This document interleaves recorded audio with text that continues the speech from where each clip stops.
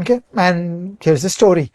Okay, you know that on the 21st of June 1941, the German army invaded the USSR, and they basically got essentially 1,000 kilometers inside Soviet territory. Okay, and this was the industrial heartland of the USSR. Under fire, the Soviets dismantled entire factories and took them away to Central Asia and reassembled those factories and got up and running doing war production using those factories. That's how I feel today. That if there's a 50% tariff in India, dismantle the entire factory, take it to Sri Lanka. Okay, this is thinking out of the box, that why should the factory have to be in India?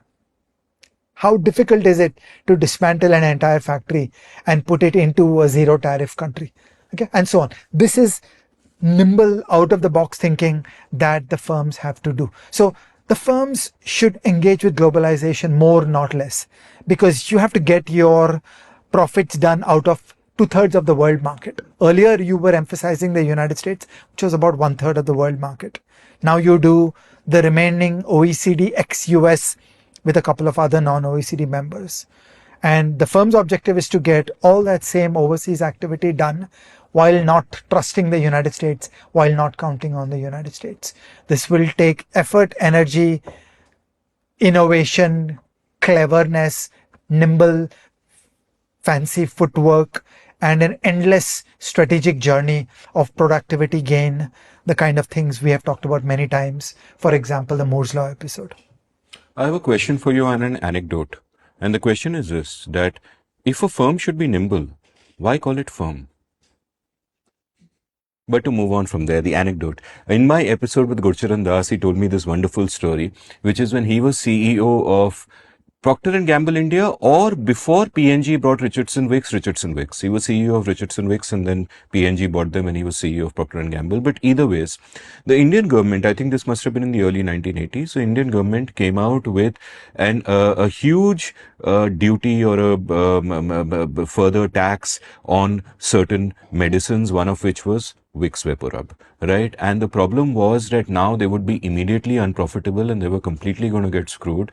And therefore, Gurcharan had a meeting of all his top people to figure it out. And it's like, what do we do? Because this new tax on Vicks Vapor, on medicines like Vicks VapoRub means we're completely destroyed. And then one guy, coyly, from a corner, said that, hey, I just realized something. That number one, Vicks VapoRub is compatible with Ayurveda, that it has Ayurvedic formulations within it. And number two, there is no tax on Ayurveda. Right? So here's what they did.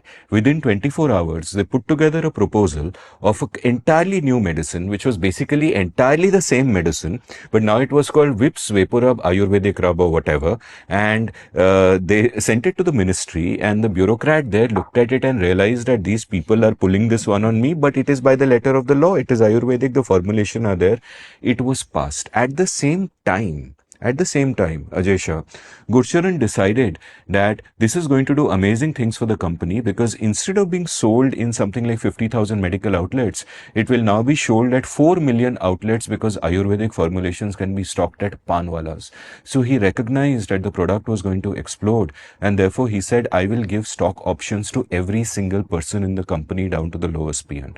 And then they went with that proposal to the company registrar, who said that you are surely doing some kind of hera-fairy here, you're going to run away with the money, because I have never heard of stock options, remember 1980s. And they had to convince him, no, this is a thing, and we're giving it to everyone, not just top officials. So everyone in the company got stock options, and there were people who didn't even have the money at 20 rupees a share to buy the stocks. So the company lent them money so they could buy stocks in the company. And apparently, if I remember correctly, the share price within a year went up 40 times. And every employee of the company made a down payment on a house. What does this tell you? What does this tell you? This tells you that Indians do jugaad well. Now, typically, I don't valorize jugaad. You should not have to do jugaad. But we can adjust. We can be nimble. Our best firms are our best nimbles, as it were. And this Ajay Shah gives me great hope. A nimble firm, a firm nimble.